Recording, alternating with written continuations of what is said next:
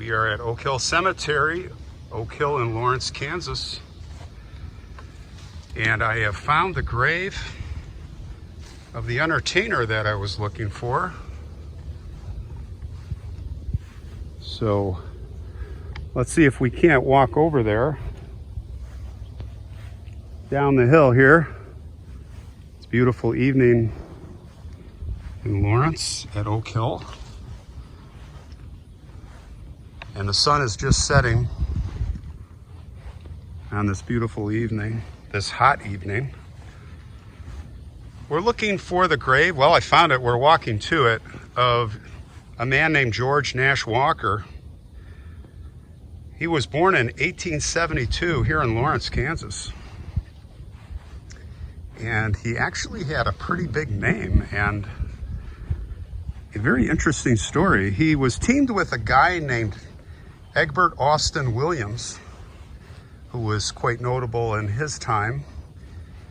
In 1893, they got together and they formed this vaudeville comedy team, and they were pretty funny. Of course, they were poking fun at themselves, black men in that time.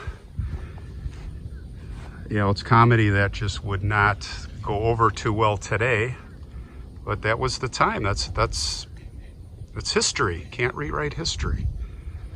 And they persevered and had an absolutely hilarious act. They were becoming famous, and they actually turned out to be one of the most successful in American theatrical history when they got deep into their career together. I think that George was the straight man. It's kind of like Laurel and Hardy or Abbott and Costello right there. So Abbott and Costello is a good example of the straight man, but these guys really took off. Williams and Walker, they were called. And they did star, they actually started as a minstrel act at the very beginning on the Barbary Coast in San Francisco. I wonder what it looked like there back then. Just imagine what that was like, the harbor there. The bay, I should say. It's not the harbor, it's the bay, San Francisco, where Alcatraz is, and lots of cool stuff. Anyway, they started as a minstrel act there, and they had fantastic chemistry. And they became famous. As it turns out, their recordings are the earliest documented appearance by blacks on phonographic records. The first. So that's a record. And they are also the first team of black stars to become famous in America and internationally, it is said. George got married to a beautiful woman. Her name was Ada. She was a dancer, a choreographer, and a comedian, and they were wed in 1899. And I'm not sure, I don't think they had any kids because they died pretty young, sadly. And you wonder, I mean, someone out there has to know. I'll check with Deb again and see if she might know how they died, but they died very young. I mean, George died January 6, 1911. He was either 38 or 39, and Ada just lived just over 3 years later, October 11th, 1914. She was only 34. Sadly, she is not buried here. She's in Brooklyn, and I'm guessing she's probably with her parents.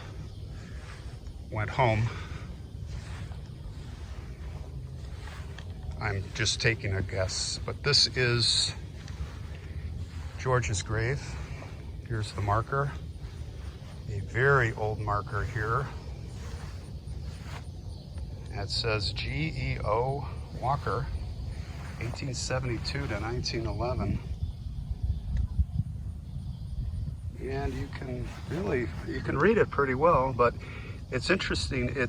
I think it's broken in half. I don't think this is the base. I think this is the bottom part of it. And maybe somebody put some metal down through that. You know what's sad is that, a marker like this, decades from now, it's just going to disappear. It's going to crumble away and there will be no record. Of course, I think the way it's going to work is in our future, beyond our lifetimes, our descendants will make new tombstones and memorials, and we see that a little bit already. Well, we see that a lot. I mean, we do that. Other people will be doing that, so George won't be forgotten. But he's buried here by himself.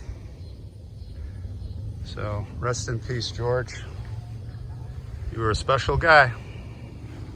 Groundbreaking. Rest in peace.